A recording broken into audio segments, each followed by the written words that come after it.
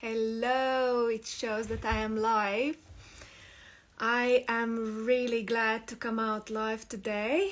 I am in my summer cycles, kind of in full of energy and feel kind of great. And I'm really pleased to invite today Hannah Linzel, who is gonna be talking about menopause in a workplace, and it's seems like she's coming up here, uh, but I will invite Hannah, and then we introduce with ourselves and talk about menopause, because today actually quite a lot of women going through this stage, but they don't associate with themselves some kind of symptoms. And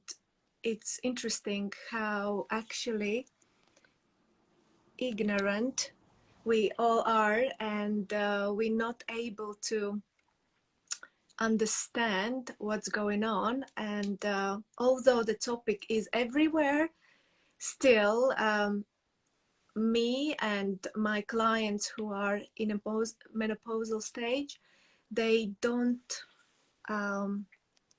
really know much about it, and it would be good that it's possible. I haven't done these lives for a while, and it seems like, Hannah, where are you? I'm trying to.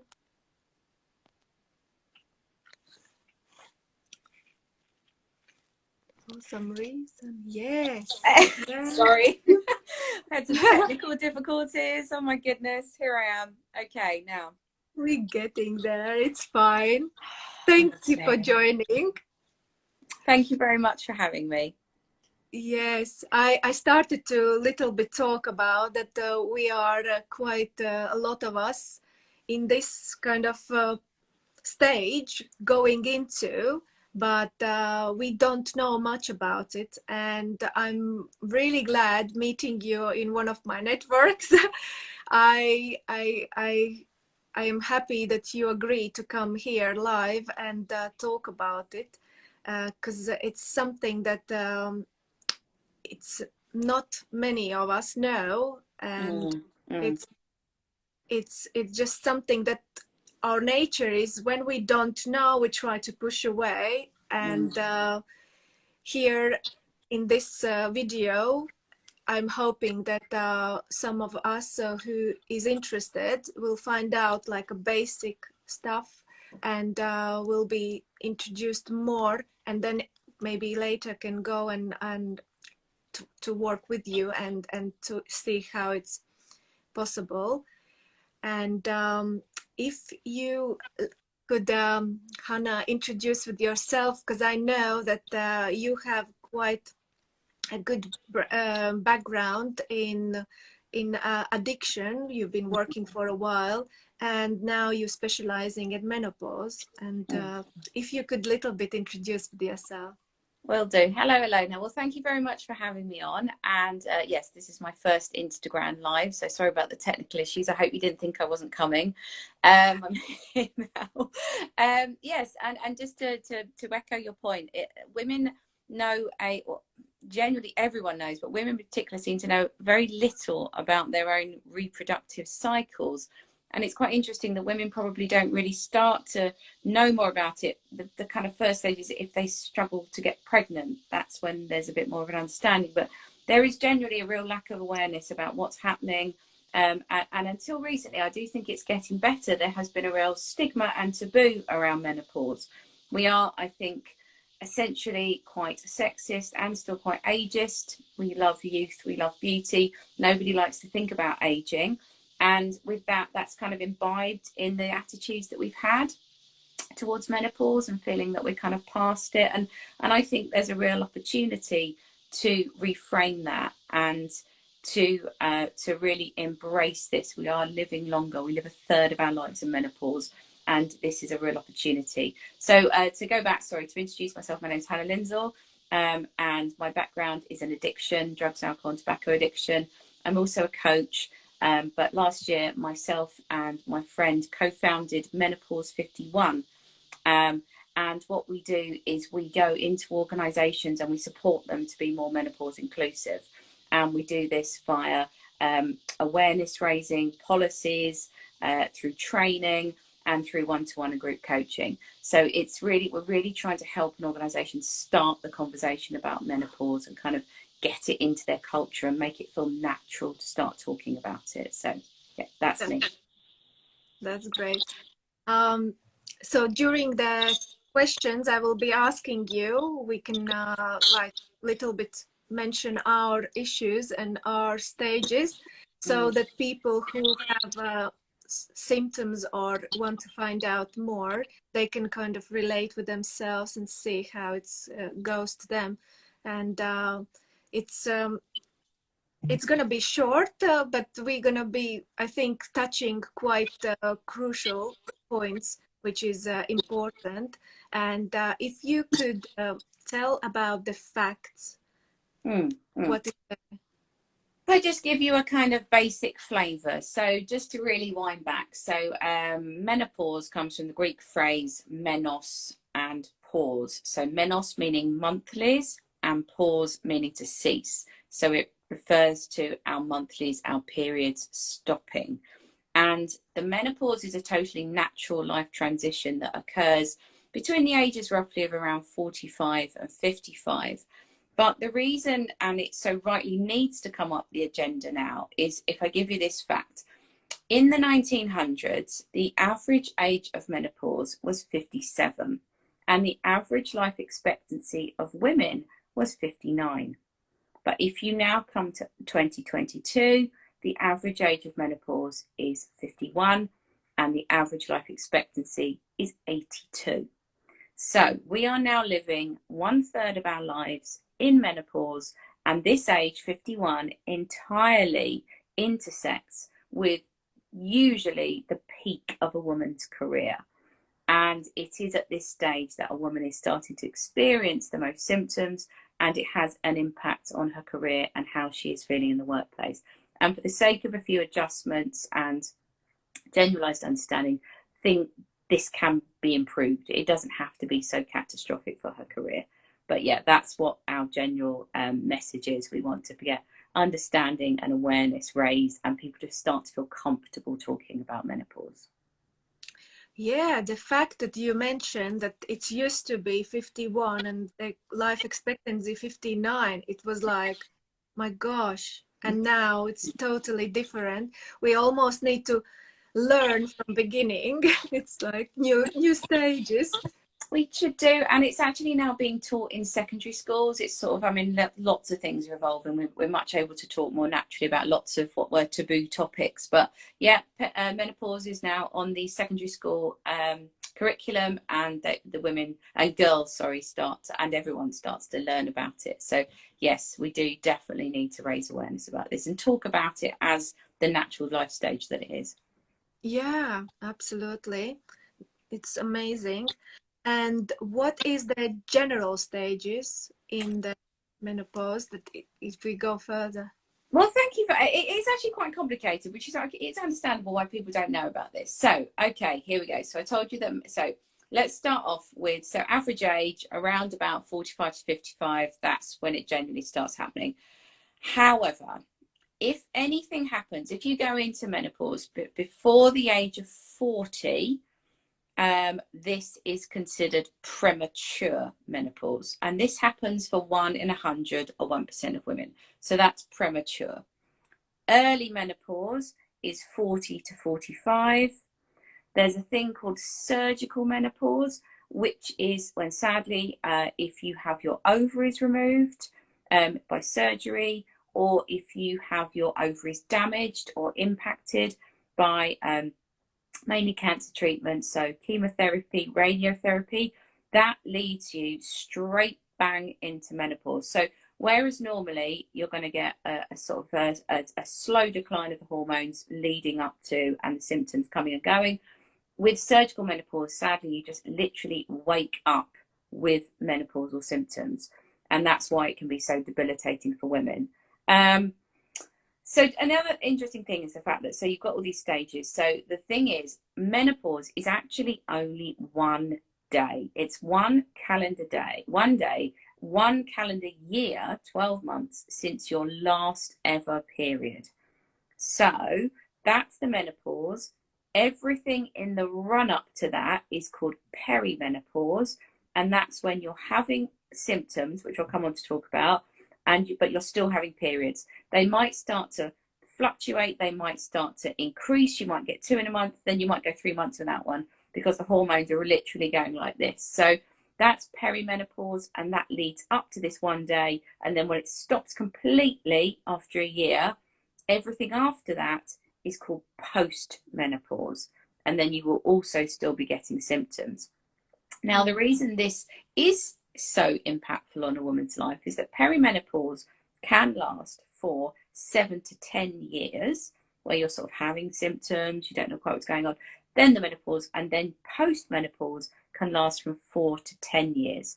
So this can be really quite a lengthy process. So it's really important that we know what's going on so that we can look after ourselves.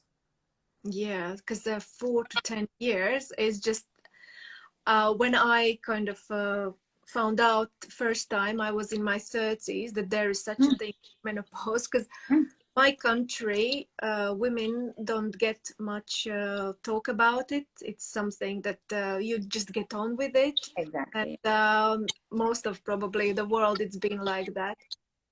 A lot of women been on the in these days, but it's something that we don't realize. And when I heard that how difficult it is, I was like, oh my god, I don't want it. But we all going there. I think we And all it's think that. actually the awareness about it, the more you find out, the more you can prepare yourself for it, the more Absolutely, yeah. easier you can go through it. And that's so important to raise this awareness, isn't it? Absolutely. Knowledge is power. I always say that. And also, I mean, evidence does suggest that the less you fight this is about understanding, it's about embracing what's going on for you and trying to find a peace with it, and trying to equip yourself with as much knowledge and understanding about this, and talk to people. It can be very isolating because of the stigma, so it's really important to talk to people about what's going on for you in order, again, to raise understanding about it. Yeah, it's something important, really good. And that's why we're talking here, which I'm really, really pleased. How it's for you been? Um, I'm 45, and I think I'm definitely starting peri. I mean, there's so many things. I think that's one of the hardest things about perimenopause, is that it's creeping and it's quite subtle. And if you don't know about it, and even though I do know about it, there's so many things that can happen. I will talk about symptoms in a minute. There's so many symptoms that you just think, if you have low mood or anxiety, or you're feeling a bit, or you have insomnia, you don't really know, unless the obvious one of the period's going, but that really does sometimes happen quite down the line. So these other ones: low mood, anxiety, depression, loss of confidence. We've just come through a 2-year pandemic as well, where everyone's lives have been thrown upside down. So it's often hard to figure out what's going on for you, if it's that, or are you just having a bad day. So it would be quite hard sometimes to pinpoint it if you weren't really aware. And the other thing I do urge people to do is talk to their mums if they can, because they do give you quite an indication of what kind of perimenopause you are likely to have. It does tend to go down that kind of route.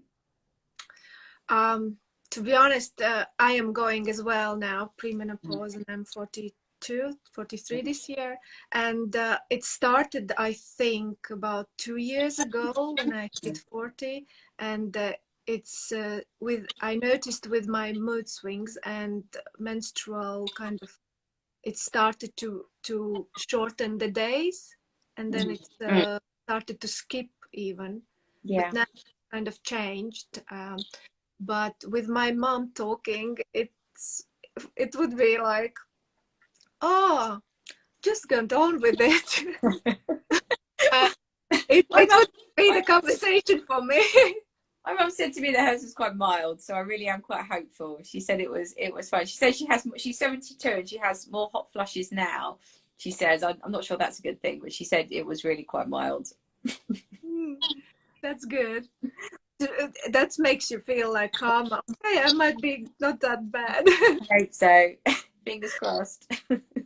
Yeah. And let's talk about symptoms because we started already with our symptoms. If you could explain more about what they are. Absolutely. And this is the absolute shocker. There are 34 symptoms of menopause. 34. These decreasing hormones will impact on every single part of a woman's body. Now, a bit like, say, my mum. So 75% of women will have symptoms. They will know what's happening, which actually means that 25%, sorry, I'm just moving something off my screen, 25% won't have such significant or debilitating symptoms. You can have, as I've alluded to, it's a long process, or it can be a long process, and symptoms change and come and go and change in severity. So it's a unique experience for each woman. So it's really important to try and get in touch with what's going on for you, and try and address that.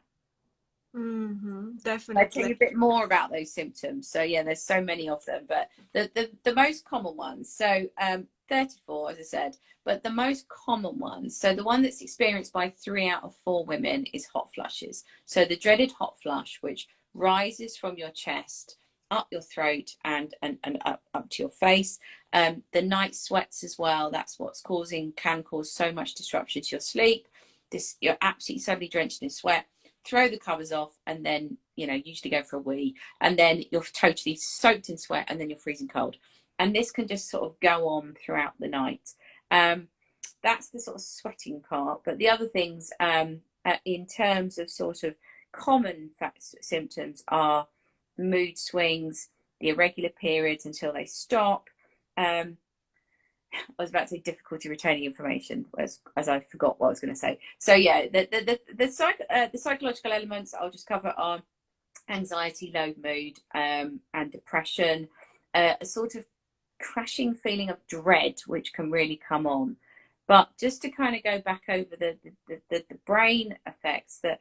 So as I said, estrogen really does impact on our brain, and it as the levels drop, our ability to literally retain information, focus, concentrate, are really, really exacerbated. And women, particularly in perimenopause, find this one, I think, the most frightening or unsettling, because they don't tend to know what's happening, because it can happen in your sort of 40s when menopause might not be on your mind.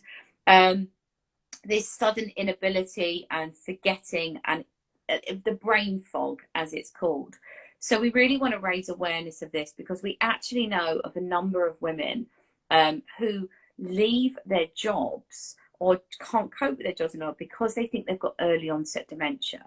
And it is simply their hormones and their menopause. And some of those symptoms can be addressed by going on to HRT. So I think it's really important to know. So you've got the psychological aspects, the aspect on the brain, so joint ache, insomnia from all the disturbances in the night, loss of libido, itchy skin, fatigue. I could go on, but that's just sort of a snapshot of some of them.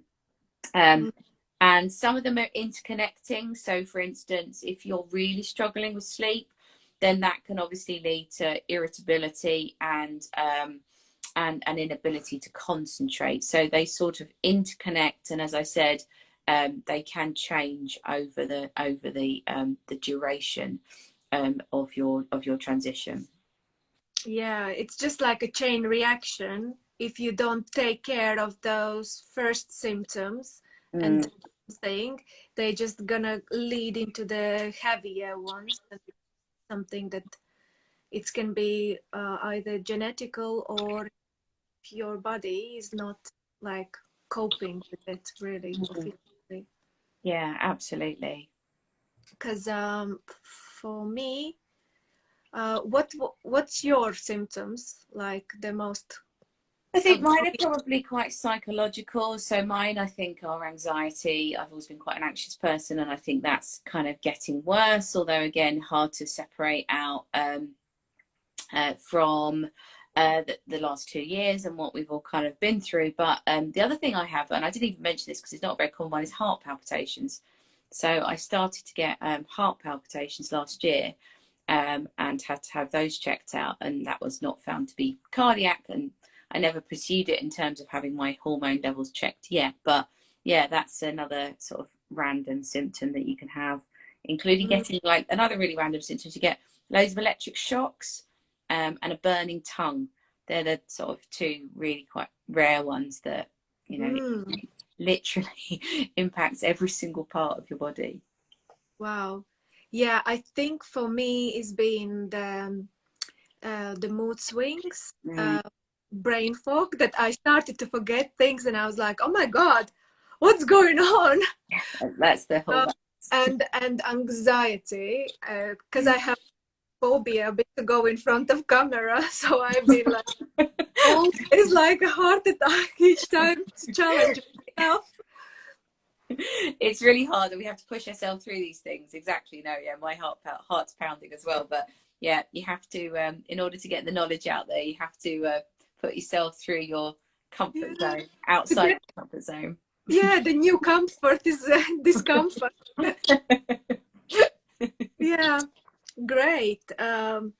It's so many symptoms is happening. Mm, If you could little bit tell what's happening to hormones, why these symptoms appear like that, so mm, it can gives like more understanding. Because at the beginning I just didn't relate these symptoms with my hormones. It just mm. felt like, well, something is going on, but not Yeah. these symptoms, like Absolutely. So, yeah, the two main hormones that are at play here are estrogen and progesterone, and they're the two hormones which govern our ability to. I can't think of a better word. Our fertility, our ability to have reproductive cycles, and our ability to have babies. So it's those that start dropping from the age of about 35. So progesterone drops most significantly between 35 and 50. It drops by about 75%. And then between 35 and 50, estrogen drops by about, I think, 35%. So you've got these hormones, they're starting to drop, but they're also fluctuating. So the problem is, if you start to experience symptoms and you go to the doctor and they suggest blood tests, you really have to ask for a series of blood tests throughout the month, because your hormones are doing this. So on one given day, they could be at a totally normal level and it wouldn't suggest anything. And the other day, they could be totally tanked. So you need to ask for a sort of series of blood tests. I'm sure they'll suggest that for you, but just to be aware. But to know what's going on with these hormones, estrogen impacts not just on our reproductive abilities, but also every single part of our body, and most significantly, so all of those symptoms I've talked about, but the things that we need to watch out for are, it affects our bone density, so that can lead to osteoporosis.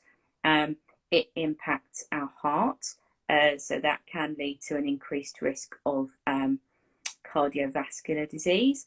And it also impacts on our brain, as I talked about, in terms of memory, focus, retention, and at some levels, it is felt to increase your risk of Alzheimer's and dementia. So, I mean, they're such powerful things, these hormones, that it is really important to know what's going on so that we don't think that we're going mad. definitely. Because these these days it's just it's too short for us. Because what I remember, I went to GP trying to Mm, ask what's going on, but they just made one blood like you're saying, to do another one, they said it's not a time yet for you.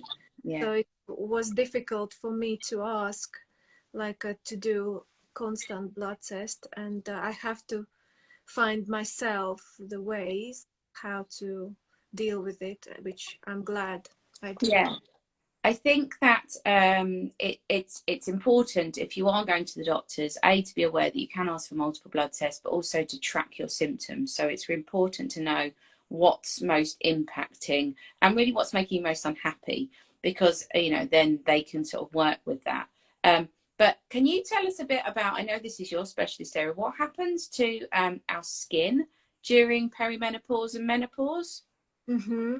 So when the estrogen starts to falling down, Mm, and it's basically once we hit around 40, it's every year, like you said, the percentage about 10%, it starts to reduce.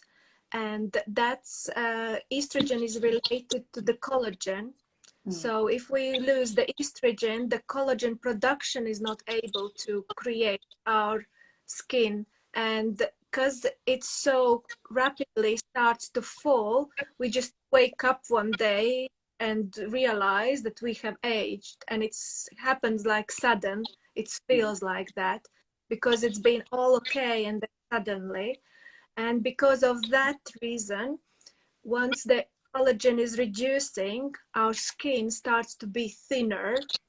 So mm, all the skin peels, I wouldn't recommend to be go crazy because our skin doesn't repair itself that fast as a younger skin being. So our skin really goes through the big change, and it becomes more sensitive, or I would say super sensitive. So you need to start to be careful what you're putting on, mm, especially uh, chemicals, because it's all absorbs, it goes into the blood flow and it reacts. mm, mm.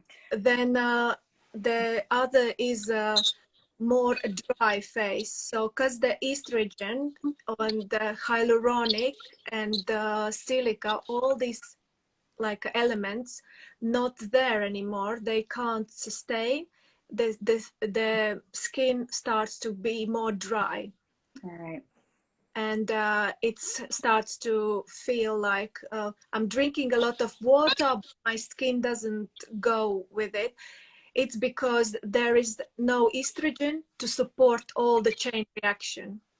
Right. Okay. If only we could wind back. You think of the dewy skin that you used to have in your 20s that you didn't really have to do anything to achieve, and now we're really, Yeah, it says the collagen and the liquid, the literally the hydration in our skin. And it doesn't help that we have to keep doing these zooms and we have to do everything on the camera now as you're starting to look at yourself thinking, oh my God, I look, I look so much older. But we have to embrace it. It is it, what it it is shocking, but what I have found that through the supplementation, it's possible to support your body, which we will talk about later. I will mention how it's possible. So it's something it's able. And for what is the last question, I have come to the how you are able to support in the workplace with well, menopause. thank you for that. I suppose what I've done up until now is give you a flavour of sort of what is menopause, but the area that myself and my business partner in Menopause 51 we focus on is supporting organisations um, to be looking after their menopausal staff, but also raising awareness in general.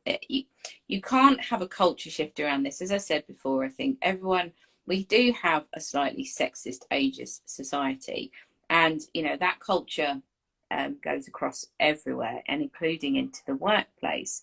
So what we know about women in the workplace during their menopause is that 80% feel that their symptoms are impacting on them in the workplace, and that 1 in 4 consider leaving the workplace.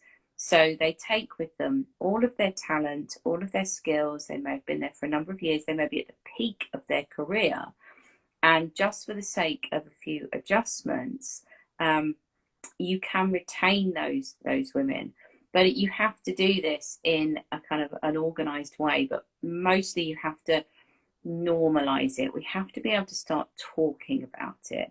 We have to be able to consider how we think and talk about menopause before we go into some of the more kind of detailed areas that I can tell you about in a minute that we can offer or that you can have in your workplace. But mainly it's about starting the conversation, it's about normalizing it, and it's about destigmatizing it.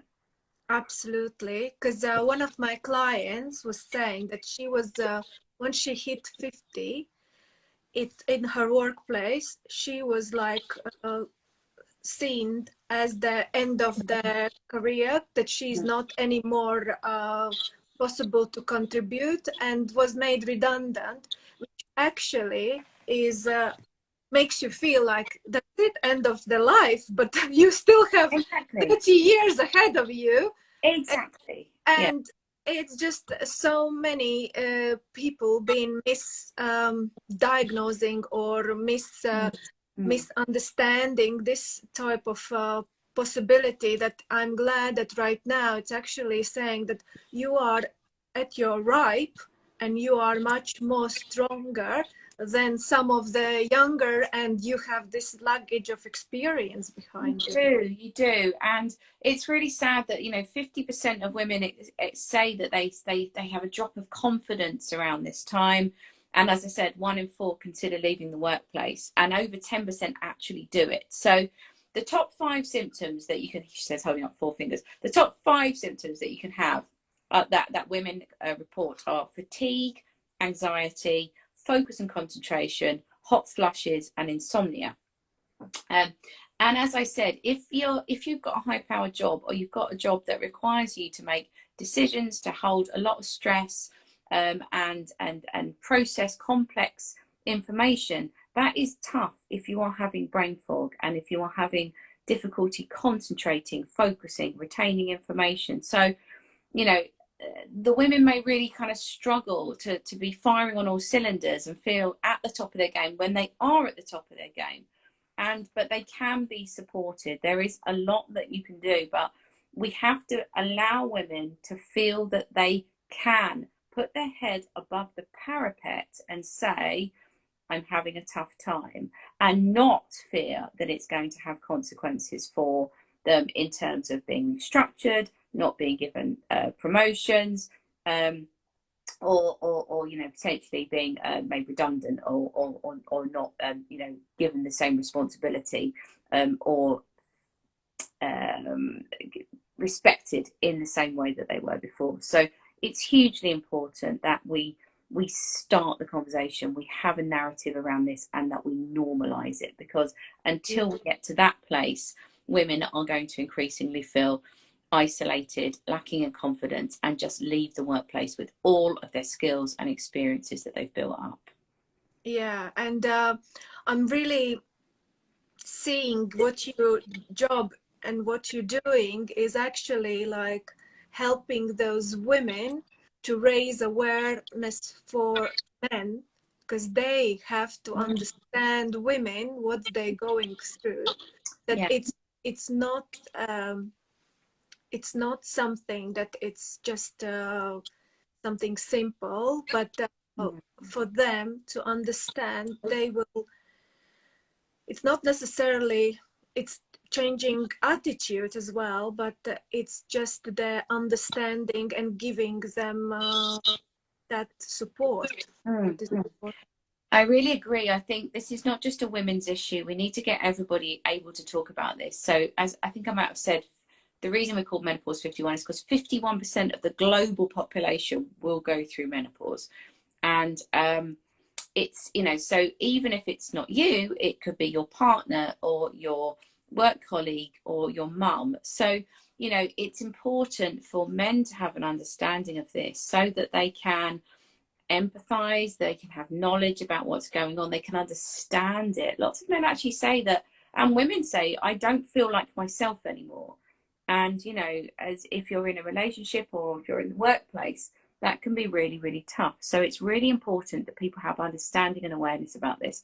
And also that never assume that women want to talk about this and men don't. I think that's the really important thing. We need to just try and find a way to introduce this into the narrative, into conversation, and normalize it so that it starts to feel a natural thing to talk about, and we do away with some of these taboos.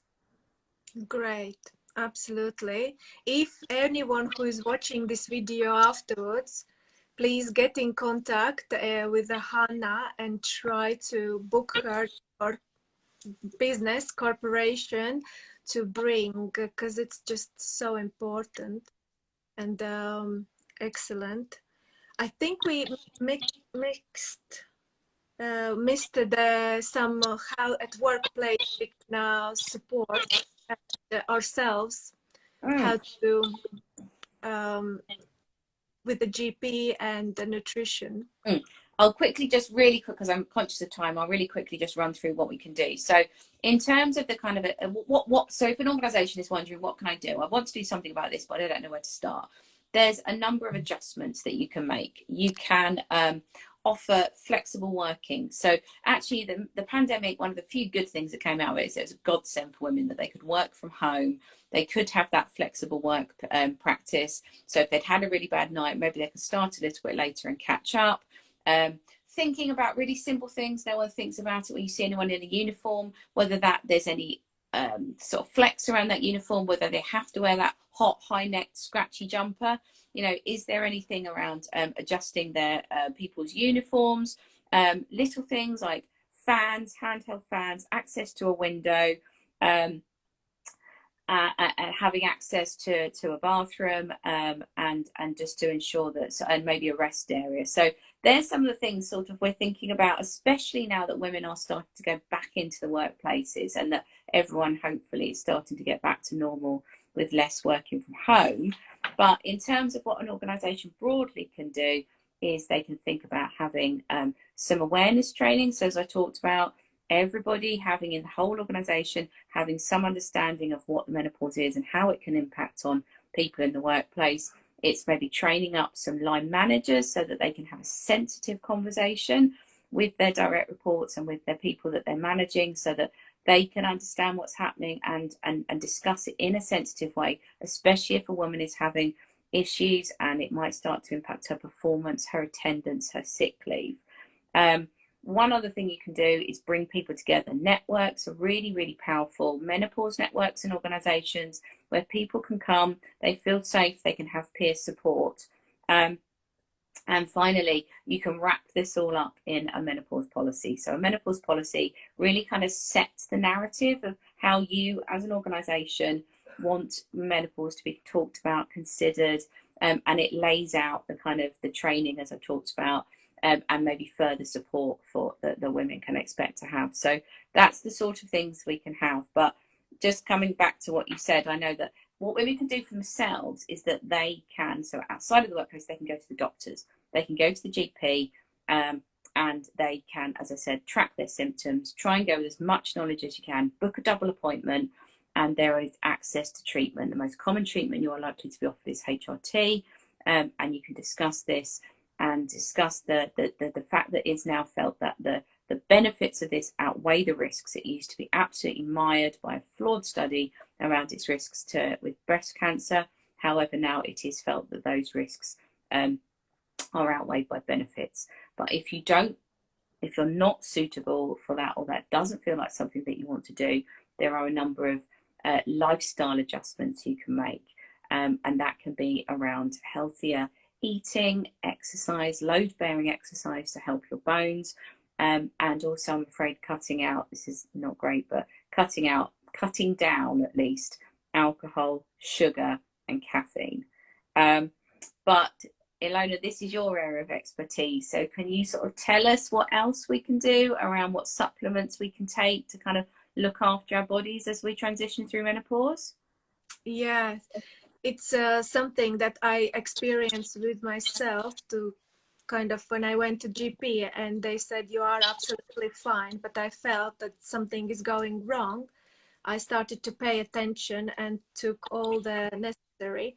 My mom as well was saying that in our country, usually they were giving to the early stages around 37 starts to boost with the injections with the multivitamin stuff, which is a kind of like when the estrogen is dropping, all the necessary in chain reaction, all the minerals and necessary nutrients is dropping, and your body don't have resources to restore it. Mm. So what is the most important thing, what I realized was the omega-3. And I am using the supplements, which are like in the capsules or in the liquid form, which are very important. What you mentioned before was for the brain, and Mm. that is directly for the brain to support it, but it as well supports the cells. It opens up because omega-6 is too much in our diet and it closes them. So with omega-3, it opens and it can go and clean itself and reproduce.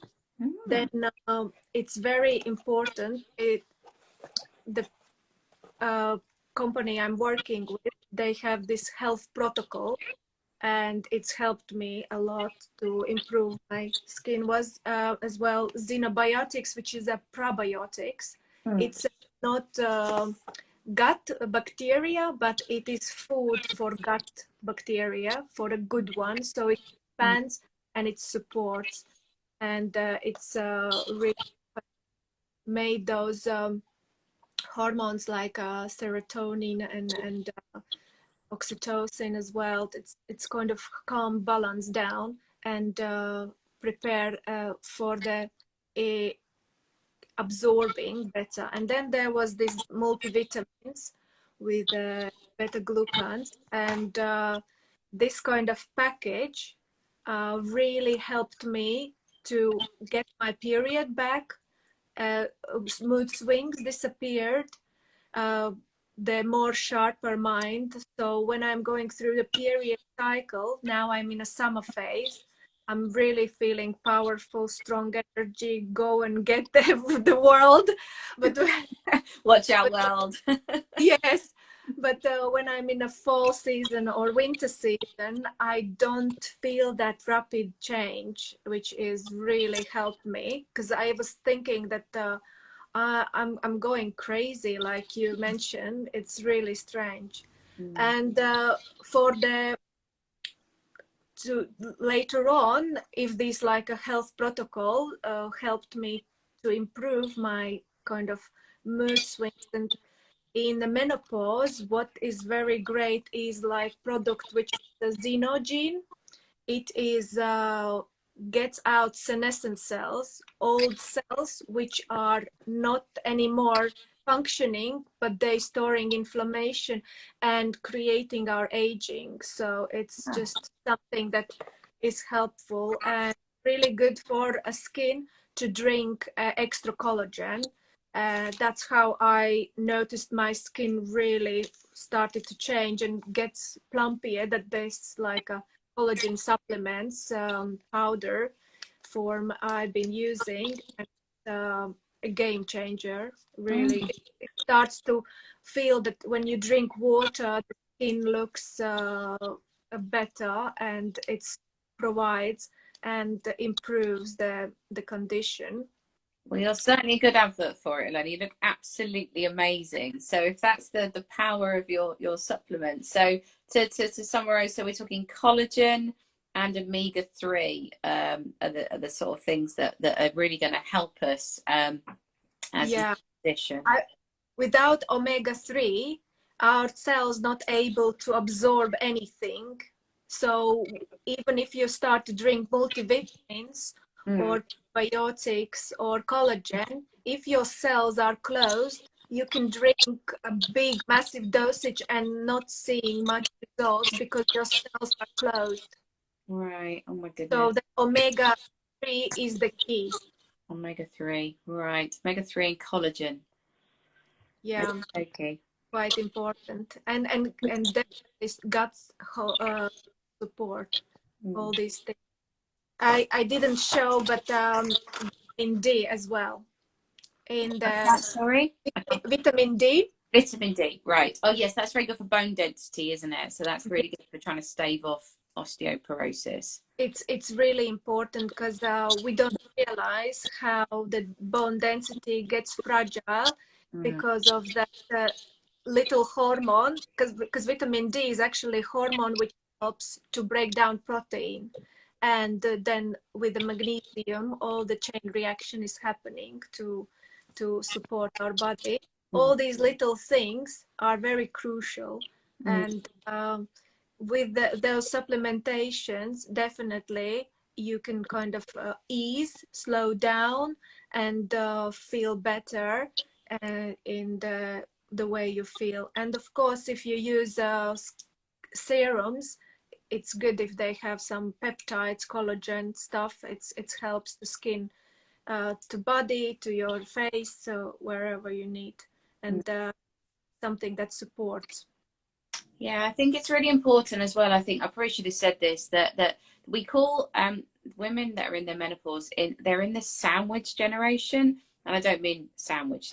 I mean what it is they are often at a stage where they are caring for children and for aging parents, whilst also trying to have a full-time job, run the home. Every menopausal woman I know is the most busy woman I know, and to find some time, especially when they're starting to have these symptoms and starting to be impacted and feeling maybe tired, and our skin's changing, and we're ravaged by these hormones and by out and psychological aspects. It's really important to try and find some me time and to try to look after yourself. So if that is through a skin regime or sort of massaging your face or just finding half an hour to yourself where you maybe do some deep breathing. I think that's probably one of the hardest things because women that, you know, menopause women are just stretched in so many different ways. They're looking after everybody's needs and their own tend to go down the list. So I Yeah, think it's really important to try to urge women to learn about what's going on for them, empower themselves with knowledge, and also, even though it might be really, really hard, try to find some time for yourself, look after yourself, um, that. and really sort of like try and embed some self-care so that you can start to look after yourself as well. Oh, you just so beautifully packaged it that I have nothing else to add. But what I wanted to ask you, if you could tell about your podcast that people Mm, listen. yes. So we started a podcast at the start of the year, and I now feel I've done 3 of them. I now feel like I can call myself a podcaster. So the podcast is called Menno Musings.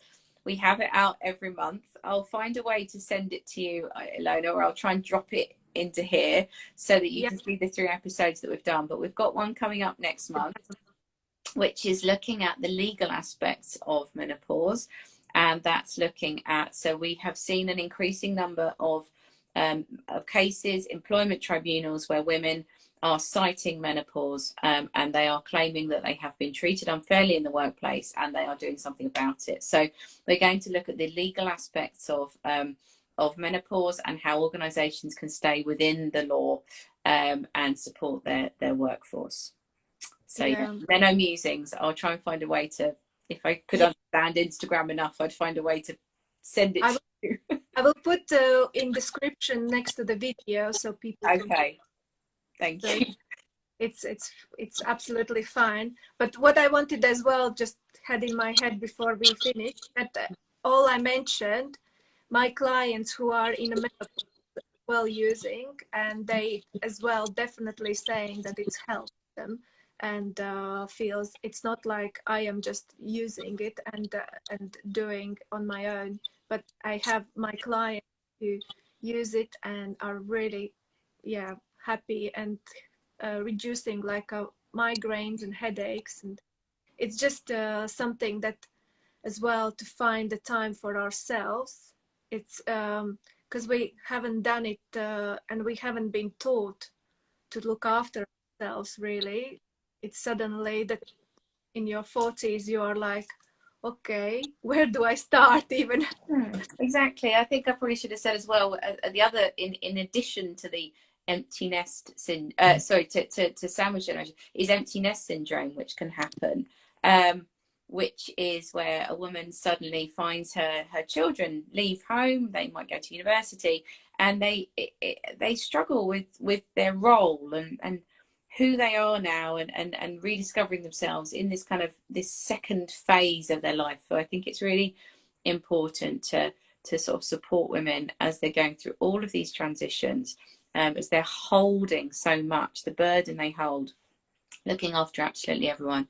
And it's really important. There's a phrase, isn't there, said you must put your oxygen mask on first, if you're in a plane crash, because otherwise you can't help anyone else. So I think we should echo that and just really urge women to look after yourself first, find time for yourself, and try and figure out what you need to do to get through this totally natural life stage. Yeah, because we're all gonna be there. We don't have a choice. Yeah, they can't. They're doing some research at the moment as to whether they might be able to delay it to 70, but I think that will probably bring a whole nother load of issues. But yeah, it is coming, and I think it's about sort of embracing it, making friends with it, but empowering yourself with knowledge about what you can do. Yeah, absolutely. While we are here and now, we need to enjoy. Exactly. Thank you. On this note, I will be finishing. Thank you for coming. It was such a pleasure to talk to you. I connecting with you instantly. Oh, Really thank you. No, it's been great. Thank you very much for having me and allowing me to sort of talk about this really important issue. And thank you for having me on your Insta Live, my first ever Insta Live. Yeah, you did it, and you did brilliantly. You talk with such a passion, and what you do is really important. Thanks for doing that. Thank you very much. Thank you. Bye. Bye bye.